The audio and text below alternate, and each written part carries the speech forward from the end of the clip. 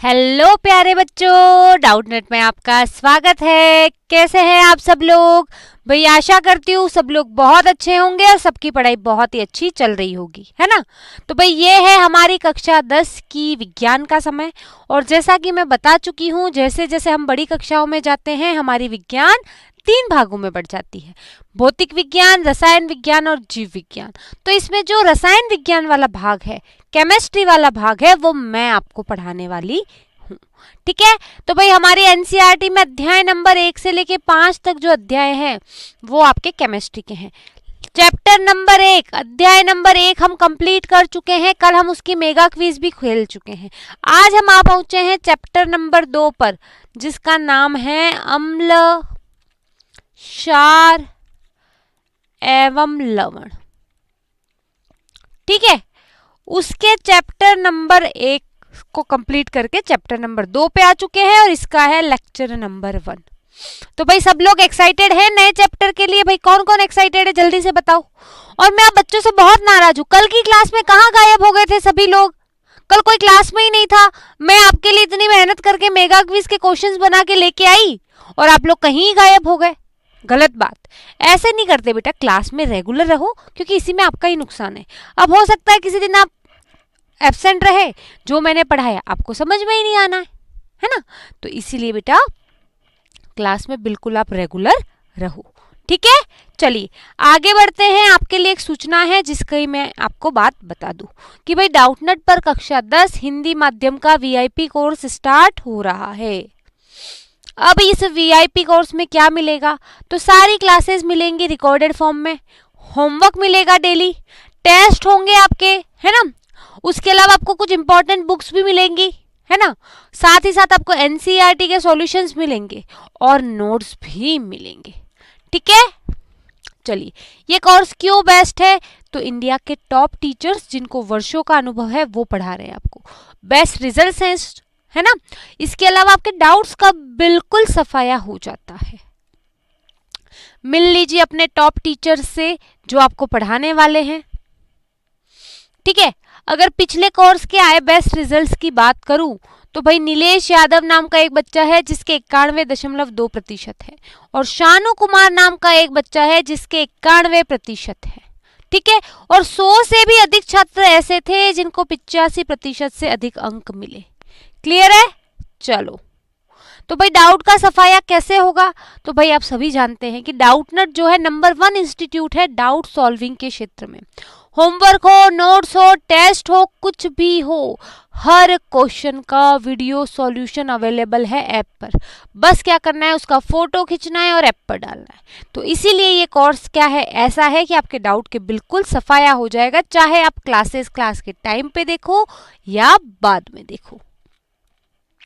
तो भाई क्या आप कक्षा 10 बोर्ड वीआईपी कोर्स ज्वाइन करना चाहेंगे? अभी आपके स्क्रीन पर एक पोल आएगा, उसके माध्यम से मुझे जवाब दे दीजिए बेटा।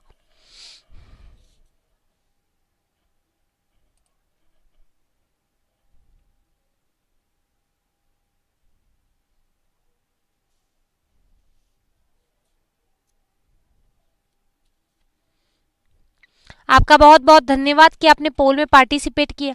आगे बढ़ेंगे, लेकिन आगे बढ़ने से पहले एक क्विज तो बनती है। तो देखते हैं क्विज का पहला प्रश्न। निम्न में से कौन सा पदार्थ सूर्य के प्रकाश से अपघटित हो जाता है?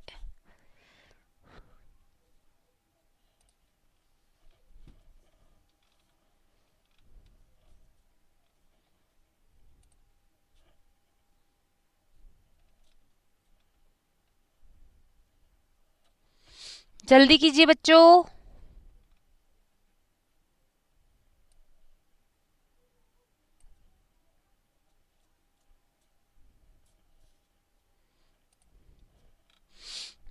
जल्दी करो बच्चों। अगला प्रश्न। ऑक्सीकरण अभिक्रिया को उपचयन अभिक्रिया भी कहते हैं, यह कथन है।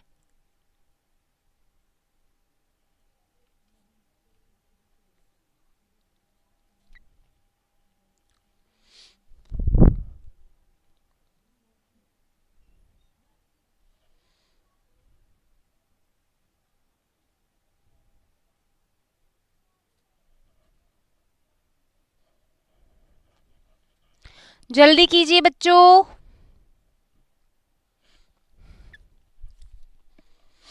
अगला प्रश्न, ऑक्सीकरण में होता है, भाई ऑक्सीकरण में क्या होता है?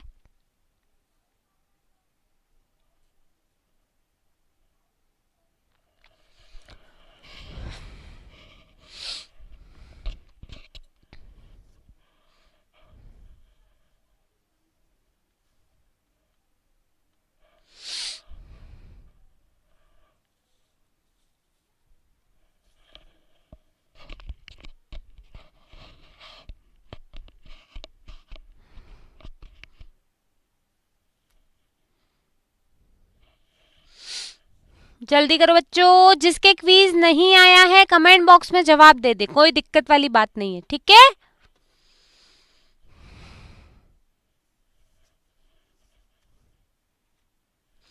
चलिए, कॉपर का रंग कैसा होता है? याद करो कॉपर की कहानी, जो बहुत ही सुंदर था, गोरे रंग पे उसको गुमान था, फिर हमने ऑक्सीजन से शादी करवाई थी और ऑक्सीजन ने उसको काला बना दिया था।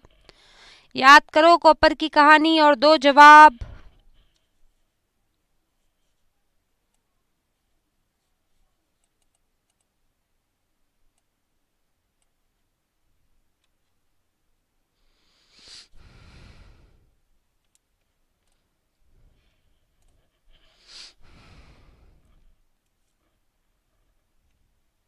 चलिए, इसी के साथ हमारी क्विज समाप्त हुई। एक बार प्रश्नों के उत्तर देखते हैं, फिर आगे बढ़ेंगे।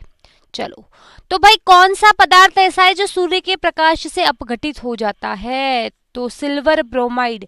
याद करो सिल्वर ब्रोमाइड की कहानी, आइटम थी पुरानी सिल्वर ब्रोमाइड। जैसे ही सूर्य का प्रकाश आता टूट टूट के रह जाती, यह है कहानी सिल्वर ब्रोमाइड की। जैसे ही सूर्य का प्रकाश आता तो टूट टूट के रह जाती, मतलब सूर्य के प्रकाश से अपघटित हो जाती है। कौन? Silver bromide. ऑक्सीकरण अभिक्रिया को उपचयन कहते हैं, बिल्कुल सत्य बात है ये। चलो, कोई बता सकता है अपचयन अभिक्रिया का दूसरा नाम? कौन बताएगा? कौन प्यारा सा बच्चा मुझे बताएगा कि अपचयन अभिक्रिया का दूसरा नाम क्या है?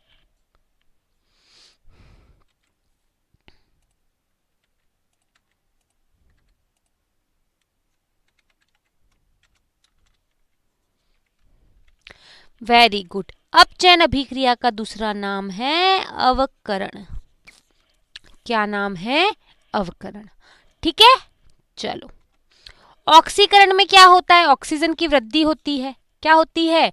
ऑक्सीजन की वृद्धि होती है। मैं ऑक्सीकरण ऑक्सीकरण चिल्लाऊंगा ऑक्सीजन पाके, है ना? चलो, कॉपर का रंग मैंने बताया था ना, हमारी लैंग्वेज में गोरे इंसान को बोलते हैं भूरा। कॉपर को घमंड था, गोरे रंग पे न इतना गुमान कर, नहीं तो गोरा रंग 2 दिन में ढल जाएगा। और ऑक्सीजन ने आके क्या किया? याद करो, एक भूरे रंग का पदार्थ X ऑक्सीजन से क्रिया करके एक यौगिक बनाता है, काला यौगिक। अभिक्रिया लिखिए, प्रश्न किया है हमने। भाई कॉपर गोरे रंग पर उसको इतना गुमान है, आया ऑक्सीजन, ऑक्सीजन ने गाना गाया, भाई कॉपर तुझे गोरे रंग पे इतना गुमान है, गोरे रंग पे ना इतना गुमान कर, गोरा रंग 2 दिन में ढल जाएगा। और कॉपर ऑक्सीजन की शादी हो गई, कॉपर ऑक्साइड बन गया। और ये जो होता है काले रंग का यौगिक होता है और कॉपर का रंग भूरा होता है। क्लियर है? चलो, तो बेटा जल्दी से मुझे कमेंट बॉक्स में लिख के बताओ आपके क्विज के कितने प्रश्न सही हैं, जल्दी से बताओ। चलिए, वेरी गुड, बहुत अच्छी बात है। अब समय है सरप्राइज टेस्ट का। सरप्राइज टेस्ट में 2 क्वेश्चन हैं, ठीक है, 5-5 नंबर के। पहला क्वेश्चन ये रहा, ठीक है। आपके पास 3 मिनट का समय है, क्योंकि ज्यादा खतरनाक इक्वेशन है नहीं है। क्या करना है? तो बेटा बिल्कुल संतुलित करना है। फिर चैप्टर नंबर 2 पे आएंगे। बेटा मैं आपको संतुलन के क्वेश्चन डेली प्रैक्टिस इसलिए करवाती हूँ क्योंकि हमारे जितने भी 5 जो केमिस्ट्री के अध्याय हैं, हर अध्याय में बहुत सारी भर भर के इक्वेशन आने वाली है और हर इक्वेशन का संतुलन हमें होना चाहिए। तो इसीलिए प्रैक्टिस रहेगी तो संतुलन आसान होगा, इसीलिए करवाती हूँ आपको। तो करो संतुलन जल्दी से, देखती हूँ कौन सबसे पहले करके भेजता है। भले कॉपी पे करके भेजो, भले टाइप करके भेजो, मुझे कोई दिक्कत नहीं है। जल्दी से, आपका टाइम स्टार्ट हो गया है, सभी बच्चे जल्दी से करेंगे।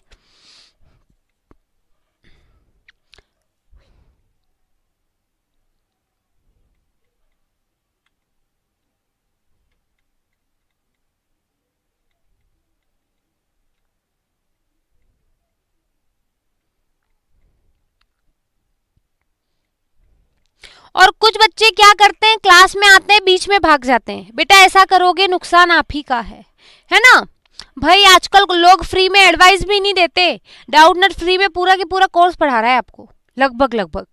तो इसीलिए क्लास पूरी अटेंड करो। आप आते हो, थोड़ी देर बैठते हो, फिर पता नहीं क्या हो जाता है, भाग जाते हो। पूरी क्लास अटेंड करनी है और क्लास में एब्सेंट नहीं होना है। मैं बहुत नाराज हूँ, कल आप लोग चले गए थे, पता नहीं क्या हो गया था आप लोगों को।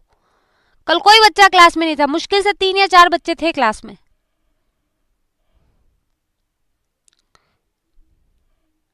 जल्दी से, समय समाप्त हो रहा है, 1 मिनट बचा है इस प्रश्न के लिए आपके पास। जल्दी करो भाई।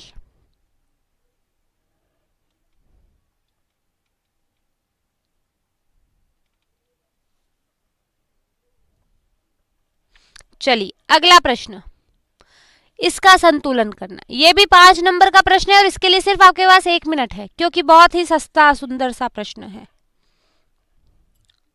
जिस बच्चे ने इससे पहले की क्लासें अटेंड नहीं की हैं, बिल्कुल कोई परेशान होने की बात नहीं है। चैप्टर नंबर 1 स्टार्ट किया है मैंने सुबह 8 बजे वाले बैच में। तो जो बच्चा नया है, जिसने चैप्टर स्टार्ट नहीं किया है ये वाला, यहाँ पे दूसरा चैप्टर आज मैं स्टार्ट करने वाली हूँ। फर्स्ट चैप्टर चल रहा है मॉर्निंग की क्लास में 8 बजे। तो मॉर्निंग की 8 बजे वाली क्लास में भी सभी बच्चों को आना है। रिविजन करना है कि नहीं करना है बताओ, भूलना थोड़ी ना है। यहाँ सेकंड चैप्टर चल रहा है, वहां फर्स्ट चैप्टर का रिवीजन होगा, इसलिए मॉर्निंग वाली क्लास में भी सभी बच्चों को आना है, इवनिंग वाली में भी सभी को आना है, ठीक है। चलिए जल्दी कीजिए, आपके पास 30 सेकंड का समय है।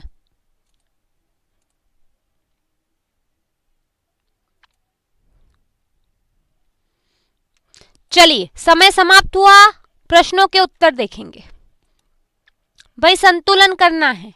अभिकारक में कितने एफी? अभिकारक में 1 एफी, उत्पाद में 2 है। उत्पाद में 2 क्लोरीन, अभिकारक में 3 क्लोरीन। जब भी ऐसा हो 2 3, मैंने क्या बोला 6 बनाओ। यहाँ 3 है तो यहाँ 2, यहाँ 2 है तो यहाँ 3। अब ऐसा करने से क्या हुआ, ऐसा करने से मैम Fe2 अभिकारक में, उत्पाद में भी Fe2। मेरे Fe की कहानी खत्म। क्यों खत्म? क्योंकि संतुलित हो गया। क्लोरीन अभिकारक में 3 × 2 6, उत्पाद में 2 × 3 6। क्लोरीन की कहानी भी खत्म। अब बात करते हैं मैग्नीशियम की। मैम जैसे ही मैंने यहाँ 3 लिखा तो अभिकारक में 3 मैग्नीशियम हो गए, है ना, सॉरी उत्पाद में। तो अभिकारक में भी 3 करो, लगाओ 3।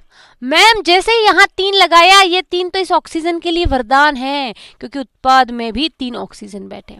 तो भाई मेरा मैग्नीशियम भी संतुलित हो गया, ऑक्सीजन भी संतुलित हो गया।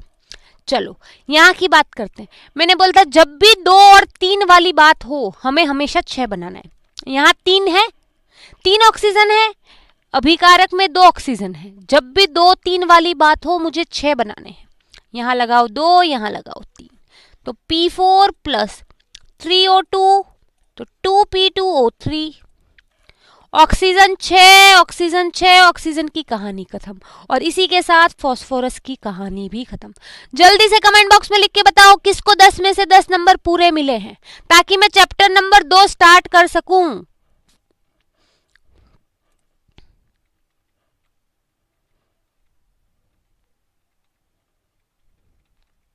चलिए यार, आप सभी बच्चे बहुत इंटेलिजेंट हो, एक बात माननी पड़ेगी, आप लोगों को चीजें समझाते ही समझ में आ जाती हैं, ज्यादा मेहनत नहीं करनी पड़ती। Very very proud of you बच्चा लोग, है ना। चलिए तो ये हमारे सरप्राइज टेस्ट की कहानी खत्म हो गई। आज हम आ गए हैं अध्याय नंबर 2 पर, जिसका नाम है अम्ल, क्षार एवं लवण। और मैं आपको एक सीक्रेट की बात बताऊं सीक्रेट की बात आप सभी बच्चों को, किसी को बताओगे तो नहीं, प्रॉमिस करो पहले किसी को नहीं बताओगे, तब बताऊंगी। पहले प्रॉमिस करो सभी बच्चे कि मैम हम किसी को नहीं बताएंगे, आप बताओ, फिर मैं बताऊंगी सीक्रेट बात। ठीक है, चलिए चलिए, वेरी गुड। तो बेटा हमारे 5 अध्याय ना 1 से लेके 5 तक। सबसे सिंपल अध्याय कौन सा है? अध्याय नंबर 2। सबसे सिंपल और सबसे स्कोरिंग अध्याय है ये। और मेरी गारंटी है कि जितना मैं पढ़ा रही हूं ना उतना आपने पढ़ लिया ना, तो इस अध्याय में से कोई भी क्वेश्चन आ जाए आपका गलत नहीं होगा, क्योंकि इसमें से डायरेक्ट क्वेश्चन आते हैं। इसमें कोई दिमाग लगाने वाले क्वेश्चन नहीं आते कि अच्छा यहाँ पे दिमाग लगाना है, ऐसा हो रहा है वैसा हो रहा है। बस कुछ थ्योरी है जो हमें याद रखनी है, उसी पर से प्रश्न आते हैं। क्या होते हैं? उसी पर से प्रश्न आते हैं। तो सबसे सिंपल और सबसे स्कोरिंग है। जो बच्चा नहीं पढ़ता है ना पूरे साल, वो सिर्फ इसी चैप्टर को पढ़ के चला जाता है ना, तो भी 15 नंबर तो उसके यूं ही आ जाते हैं। इसीलिए एसिड बेस एंड सॉल्ट्स, अम्ल क्षार एवं लवण। ठीक है, चलिए स्टार्ट करते हैं। तो बापी से पूछती हूँ भाई, 7वीं कक्षा में पढ़ा, 8वीं कक्षा में पढ़ा, अम्ल क्या होते हैं और क्षार क्या होते हैं? पहले आप ही बता दो भाई, सभी क्लास के नन्हे मुन्ने इंटेलिजेंट बच्चों बताओ, अम्ल क्या होता है, क्षार क्या होते हैं? पहले आप बताओ।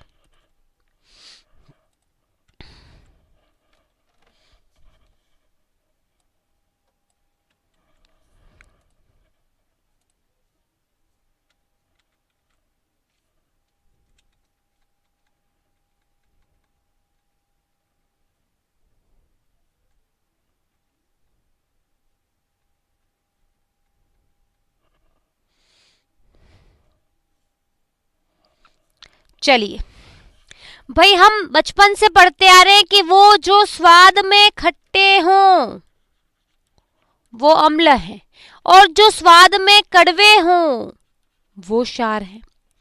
फिर हमने ये भी पढ़ा कि अम्ल वे पदार्थ हैं जो नीले लिटमस को लाल करते हैं। बचपन से पढ़ते आ रहे हैं कि नीले लिटमस को लाल किसने किया? अम्ल ने किया। और क्षार क्या होते हैं? तो क्षार वो होते हैं जो लाल लिटमस को नीला कर देते हैं। अब कुछ बच्चों को कंफ्यूज हो जाता है, नीले को लाल या लाल को नीला। तो एक कॉन्सेप्ट याद रखो, अनिल, अनिल का नाम याद रखो, अनिल भैया का नाम याद रखो। अनिल भैया कैसे भाई? तो देखते हैं, अ से अम्ल, नी से नीला, ल से लाल। तो अम्ल भैया नीले लिटमस को लाल करते हैं। भाई मुझे भी बहुत कंफ्यूज होता था, तो मैंने अनिल भैया की उंगली पकड़ ली। अनिल भैया ने मेरा बहुत साथ दिया कि अम्ल नीले लिटमस को लाल करते हैं, तो क्षार क्या करेंगे? लाल लिटमस को नीला करेंगे। ये बात सबको पता है, ये बताओ तो फिर मैं आगे बढ़ूं। ये बात तो हम 6ठी 7वीं क्लास में ही पढ़ लेते हैं। ये बात अम्ल क्षार की डेफिनेशन सभी को पता है? अगर पता है तो थम्स अप दिखाओ ताकि मैं आगे की बात करूं। इसमें तो कुछ नया है ही नहीं।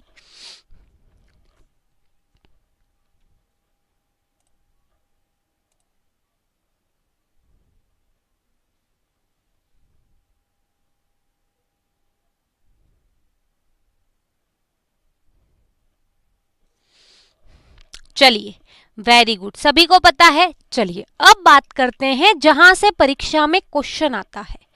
वेरी वेरी इंपॉर्टेंट करके ये बात लिखना, परीक्षा में प्रश्न आना ही आना है, गारंटी लिख लो।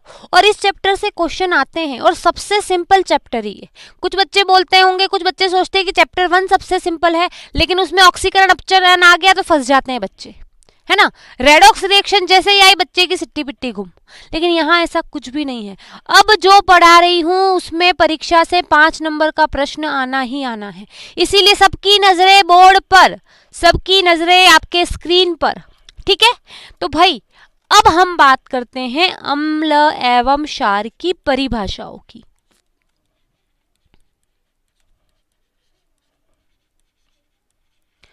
अब बेटा अलग अलग अंकल आए, अलग अलग चर्चा जान आए। अब अलग अलग चर्चा जान ने क्या किया? अलग अलग अपनी अवधारणाएं दी। भाई मैं आई, मुझे लगा अच्छा ये अम्ल हो सकता है, ये क्षार हो सकता है, मैंने वो अवधारणा दे दी। कोई दूसरा आया, उसने सोचा नहीं यार, ये ऐसा नहीं, ऐसा होना चाहिए। तो सबने अपने अलग अलग अवधारणाएं दी, तो हमें 3 अवधारणाएं पढ़नी है जो हमारे सिलेबस में है। तो पहली अवधारणा पढ़नी है आर्रीनियस की अवधारणा।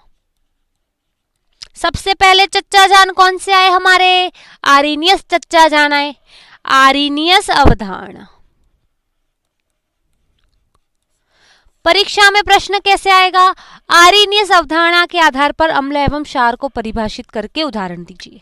परीक्षा में प्रश्न कैसा आएगा? ब्रोस्टेड लोरी संकल्पना के आधार पर अम्ल एवं क्षार क्या होते हैं, उदाहरण से समझाइए। परीक्षा में प्रश्न क्या आएगा? लुईस अम्ल एवं लुईस क्षार क्या होते हैं, उदाहरण द्वारा समझाइए। प्रश्न आना ही आना है, तीनों में से कोई एक अवधारणा आएगी ही आएगी, फिक्स है, हर साल आती है, पेपर उठा के देख लो आप पिछले साल के। ठीक है, तो सबसे पहले पढ़ते हैं आर्रीनियस चच्चा जान आए। तो आर्रीनियस चच्चा जान ने क्या बोला अम्ल एवं क्षार के बारे में?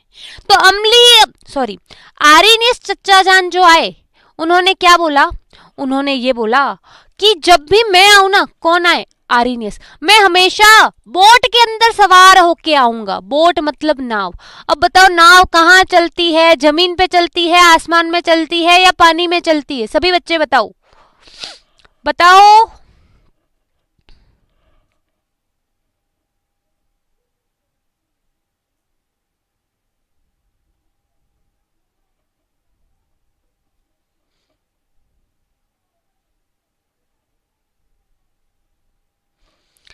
भाई आर्रीनियस चच्चा जान ने क्या बोला? मैं जब भी आऊंगा नाव में बैठ के आऊंगा, और नाव नाव कहाँ होती है? पानी में। तो आर्रीनियस अवधारणा कहाँ लागू होती है? जलीय विलयन में। भाई आर्रीनियस चच्चा जान कैसे आए? नाव में आए। नाव मतलब पानी, पानी मतलब जलीय विलयन। तो आर्रीनियस अवधारणा कहाँ लागू होती है? जलीय विलयन में। अब आर्रीनियस चच्चा जान ने क्या बोला? क्या बोला? क्या बोला?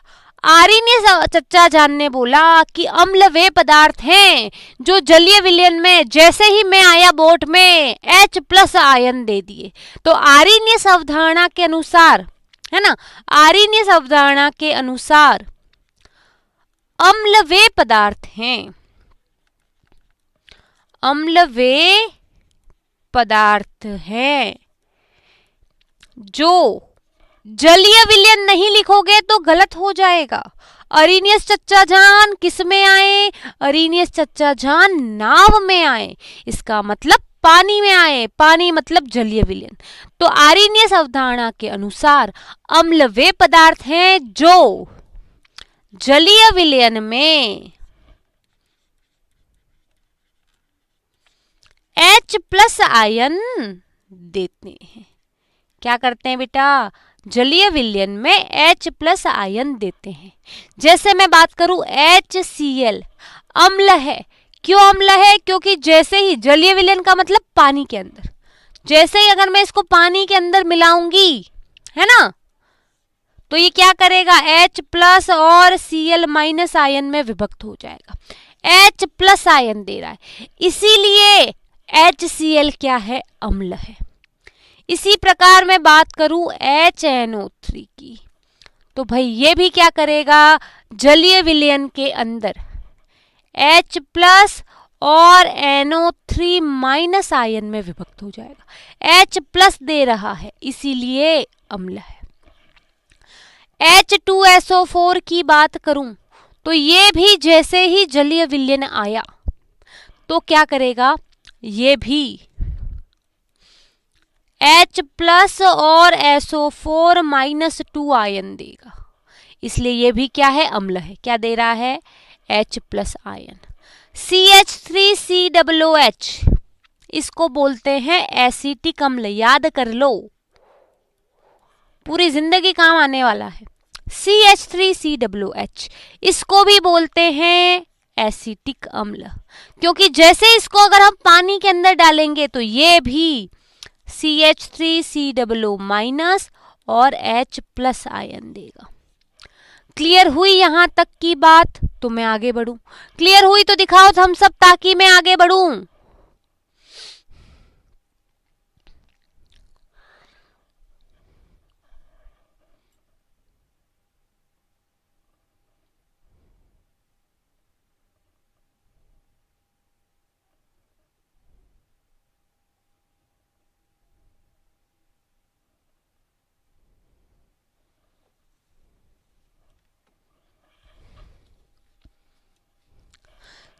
भाई जल्दी से बताओ। चलिए, वेरी गुड। अब आर्रीनियस क्या बोलते हैं? आर्रीनियस बोलते हैं, आर्रीनियस अवधारणा के अनुसार आर्रीनियस चच्चा जान क्या बोलते हैं? जब भी मैं नाव में आऊंगा तो क्षार क्या करेंगे? क्षार वे पदार्थ हैं जो जलीय विलयन में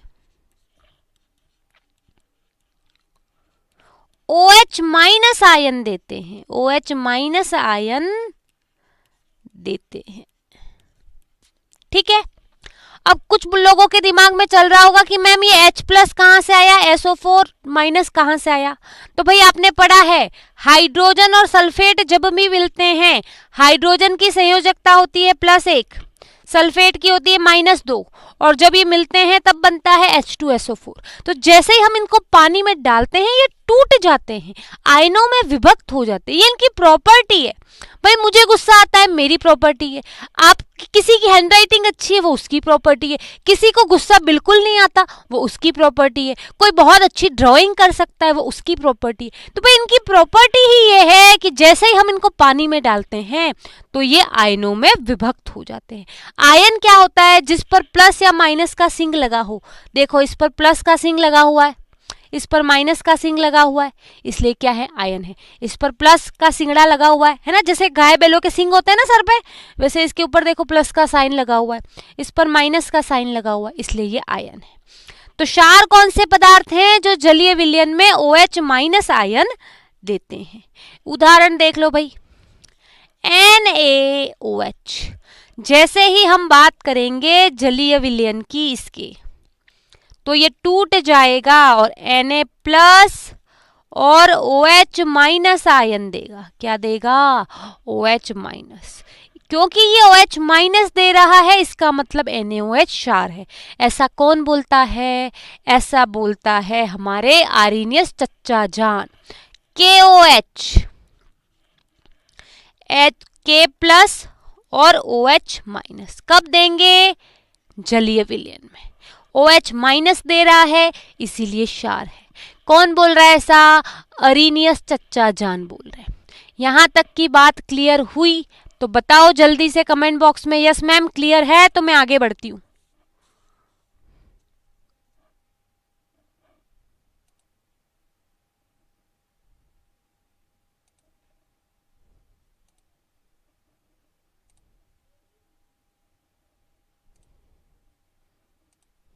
जल्दी से बताओ भाई।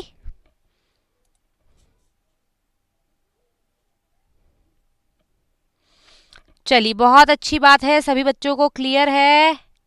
चलिए तो आर्रीनियस चच्चा जान की बात हो गई। जैसे और CaOH का होल ट्वाइस, ये क्या है? ये भी क्षार है। ठीक है, क्योंकि ये भी क्या कर रहा है? जलीय विलयन में OH माइनस आयन दे रहा है। आर्रीनियस चच्चा जान अपनी थ्योरी बता के चले गए। फिर क्या हुआ? फिर अगर जैसे हम माने, हम बात करते हैं मैग्नीशियम ऑक्साइड की, हम बात करते हैं सल्फर डाइऑक्साइड की। मैग्नीशियम ऑक्साइड की अगर हम प्रकृति मापें तो ये आती है क्षारीय प्रकृति। सल्फर डाइऑक्साइड, इसकी प्रकृति आती है अम्लीय प्रकृति। इसमें कहीं आपको H दिख रहा है? SO2 में आपको कहीं H दिख रहा है? बताओ, नहीं दिख रहा है।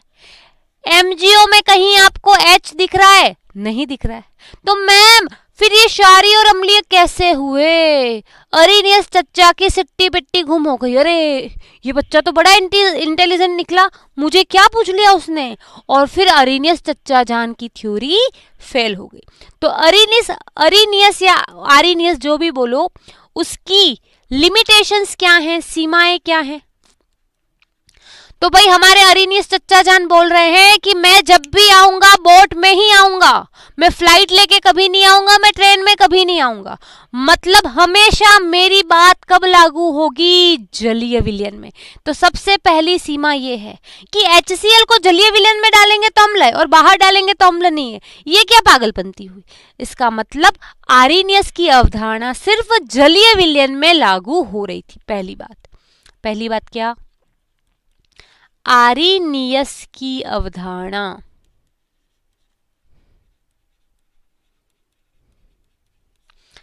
केवल कहां पर भाई, जलीय विलयन में लागू हो रही थी।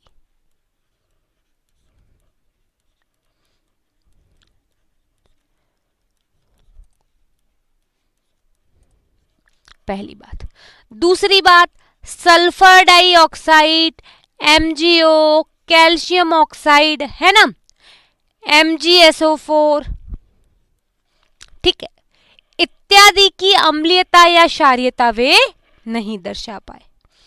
इत्यादि की, इत्यादि में H आयन, H+ आयन अनुपस्थित होने के बावजूद भी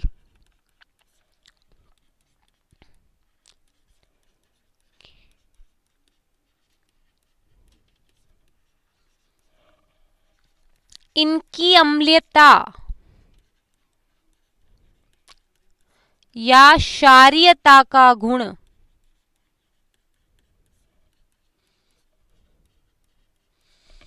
क्यों है, ये हमारे आर्यनियस चच्चा जान नहीं बता पाए।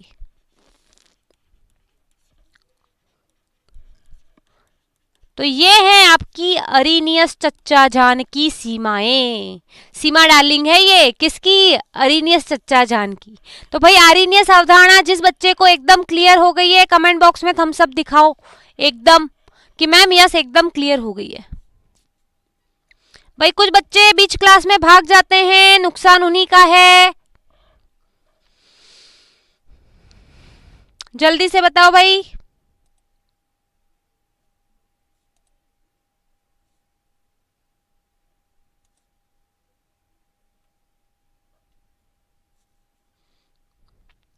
चलिए, अरीनियस चच्चा जान तो क्लियर हो गए। अब बेटा कभी कभी इस प्रश्न को घुमा के पूछ लेता है, कभी क्या पूछता है, आयनन के आधार पर परीक्षा में पूछा गया है। यूपी बोर्ड वाले ध्यान देना, आपका पेपर सबसे डिफरेंट ही आता है, बुक वाला कभी भी नहीं आएगा, बुक से बाहर का ही आता है। यूपी बोर्ड का पेपर उठा के देख लेना। तो भाई यूपी बोर्ड में एक क्वेश्चन पूछा गया है, क्या क्वेश्चन है ध्यान से सुनना। आयनन के आधार पर, आयनन के आधार पर अम्ल एवं क्षार को परिभाषित कीजिए।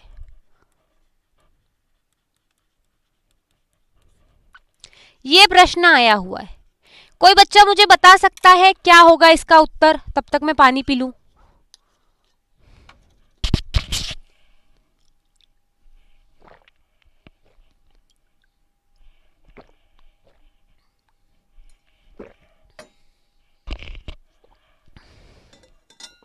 जल्दी से बताओ भाई।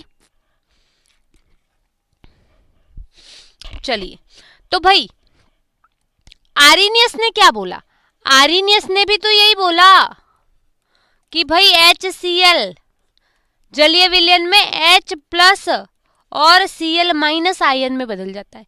तो यहाँ क्या है, ये H+ आयन है, ये Cl- क्या है, आयन है। क्यों आयन है? जिसके सर पे प्लस या माइनस का सिंग हो, सिंगड़ा हो, वो आयन है। इसके सर पे प्लस है, इसके सर पे माइनस है, इसलिए ये आयन है। तो भाई आयन में बदल रहा है, आयन में टूट रहा है, और आयनन के आधार पर अम्ल क्षार की परिभाषा की लिखिए या कीजिए, तब भी यही आएगा जो आर्यनियस की अवधारणा है। इसका मतलब आयनन के आधार पर हम ये बोल सकते हैं कि अम्ल वे पदार्थ हैं जो जलीय विलयन में H+ आयन देते हैं, और क्षार वे पदार्थ हैं जो जलीय विलयन में OH- आयन देते हैं। आयनन के आधार पर प्रश्न आए तब भी यही लिखना है। ये बात क्लियर हो गई तो दिखा दो थम्स अप ताकि मैं आगे बढ़ जाऊं। जल्दी से बताओ भाई।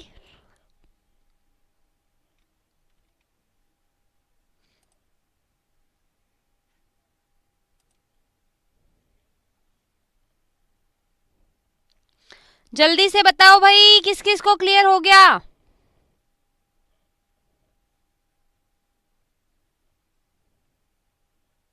मैं सभी बोर्ड वालों को पढ़ाती हूँ, यूपी, बिहार, राजस्थान, झारखंड, MP, मध्य प्रदेश, जितने भी बोर्ड जहां पर चलती हैं एनसीईआरटी या जहां पर हिंदी मीडियम चलता है, जिसके परीक्षा में जैसा प्रश्न आता है मैं उस अकॉर्डिंग पढ़ाती हूँ, ठीक है।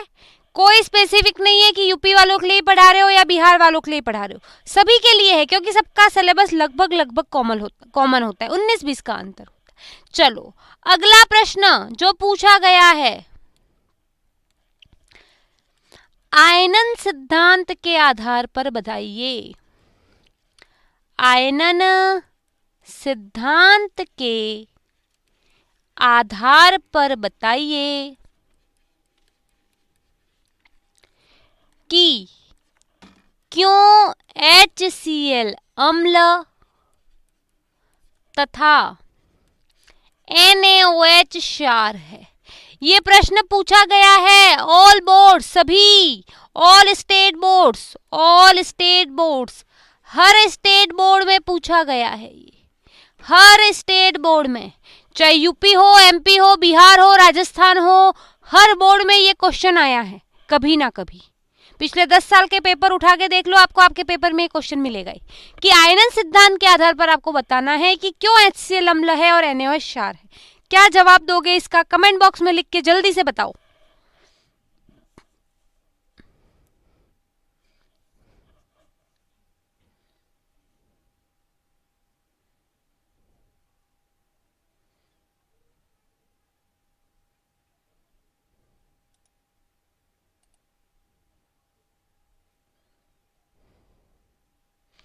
जल्दी बताओ भाई।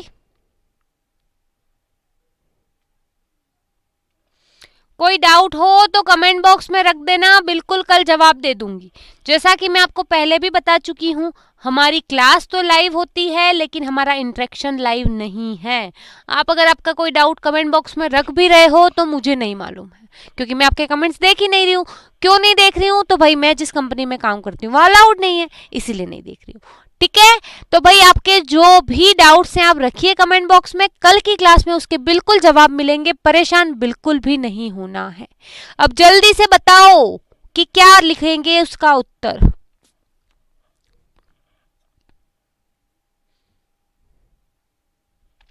ठीक है, सभी बच्चों को इसका उत्तर पता है। इसका आंसर बोर्ड में कैसे लिखना है मैं ये आपको लिखवा रही हूँ, ठीक है। उत्तर, क्योंकि ये प्रश्न बोर्ड में बार बार आता है तो इसका उत्तर बोर्ड परीक्षा में कैसे लिखना है मैं ये बता रही हूँ, ठीक है। चलिए, HCl का जलीय विलयन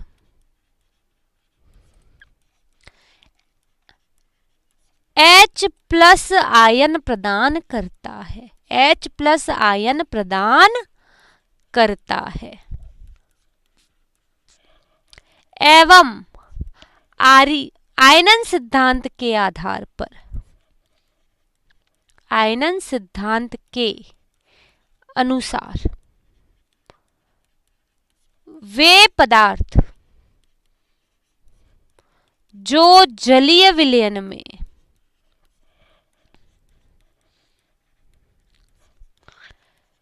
H+ आयन देते हैं वे अम्ल होते हैं। इसीलिए HCl भी एक क्या है मेरे बच्चों? अम्ल है।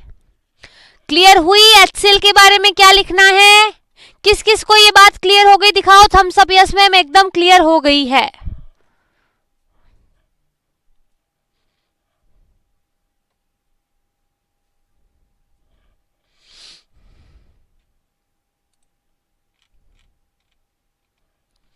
बिल्कुल, इसके नीचे इसकी रासायनिक समीकरण भी आएगी, है ना। इसकी रासायनिक समीकरण इस प्रकार है,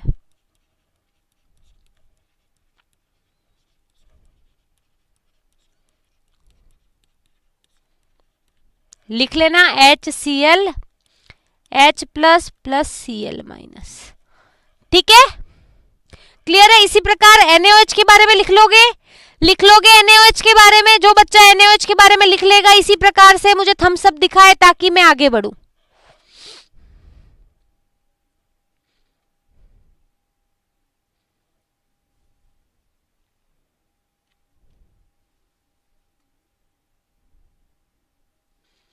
चलिए वेरी गुड, बहुत अच्छी बात है, आप लिख लेंगे। ठीक है, अब ब्रोस्टेड लोरी अवधारणा और लुईस अवधारणा भी हमें पढ़नी है, लेकिन आज हमारा समय समाप्ति की ओर है, तो अगर अभी हम उसको स्टार्ट करेंगे तो बीच में कंफ्यूजन में ही रह जाएंगे क्योंकि छूट जाएगा, तो इसीलिए उसको हम कल की क्लास में पढ़ेंगे। ठीक है, लेकिन आप बच्चों के कुछ डाउट थे भाई। एक क्वेश्चन था हमारा 2PbO प्लस सी, तो 2Pb प्लस CO2। भाई हैरिस का बोलना है कि मैम क्या इसको हम विस्थापन अभिक्रिया नहीं बोल सकते हैं, क्योंकि यहाँ पर जो कार्बन है वो लेड को विस्थापित करके ऑक्सीजन के साथ जुड़ रहा है। बिल्कुल बोल सकते हैं, यहाँ पर विस्थापन अभिक्रिया भी होगी, लेकिन मेरे बच्चे एक चीज ध्यान रखना, ये क्वेश्चन बिहार बोर्ड में पूछा गया था, बिहार बोर्ड में, और बिहार बोर्ड वालों ने इसका उत्तर रेडॉक्स माना है।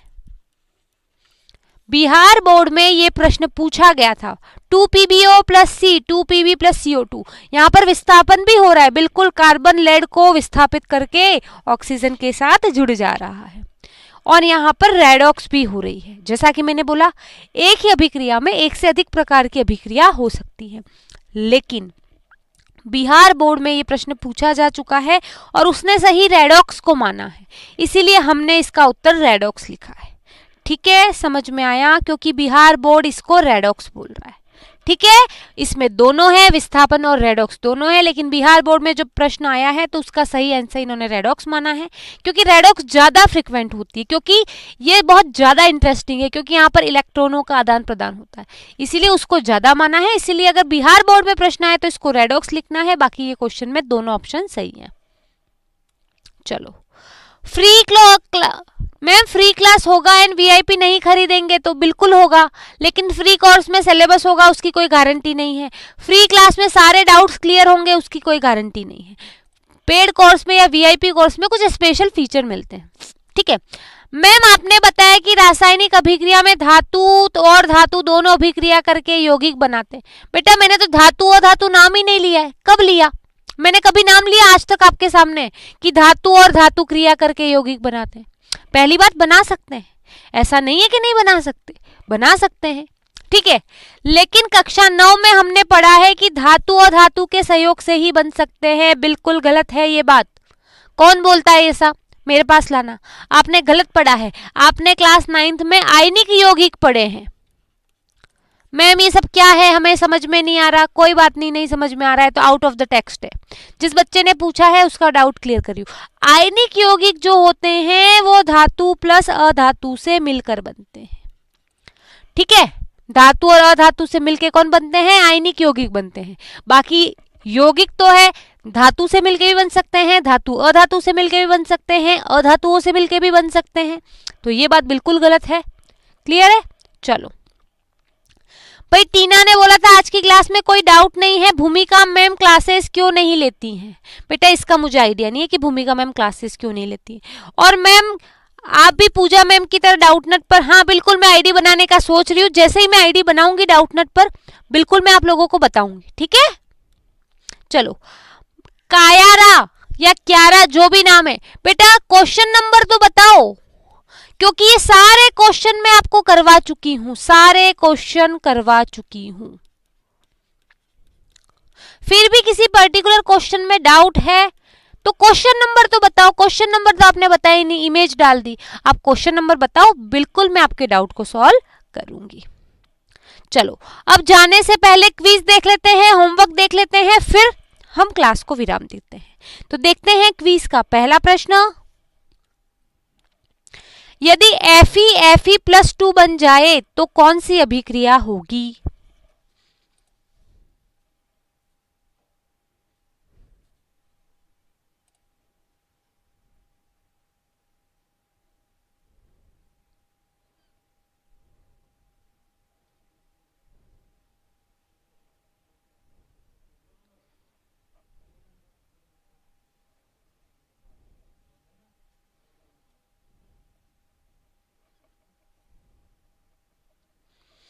कोई भी डाउट है कमेंट बॉक्स में रख दीजिए, है ना, आपको जवाब कल मिल जाएगा। अगला प्रश्न, कैल्शियम कार्बोनेट का तापीय वियोजन करने पर कौन सी गैस बनती है?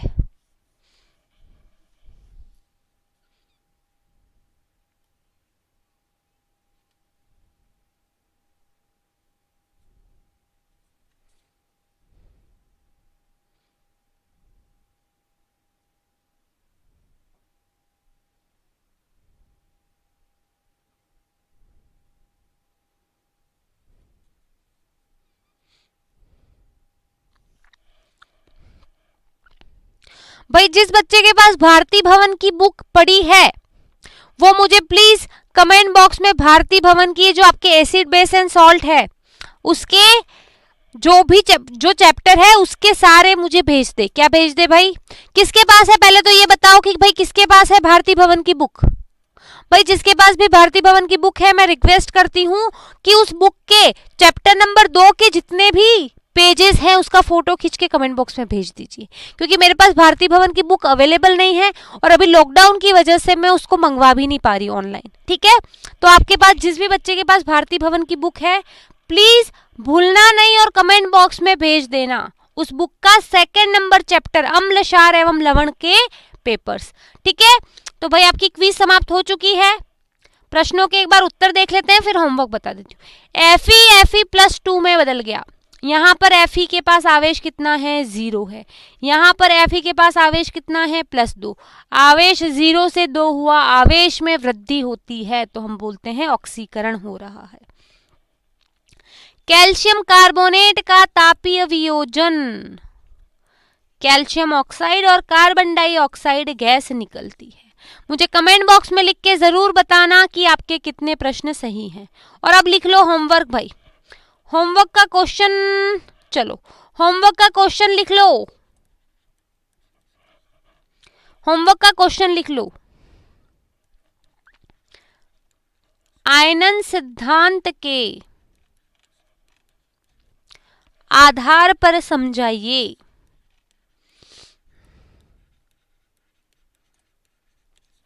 कि क्यों KOH एक क्षार है।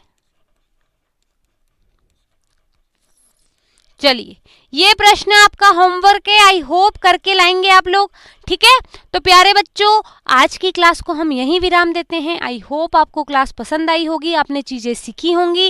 मुझे कमेंट बॉक्स में लिख के जरूर बताना आपको क्लास कैसी लगी। मिलेंगे कल की क्लास में, तब तक के लिए bye bye, take care. 5 star rating देना ना भूलें।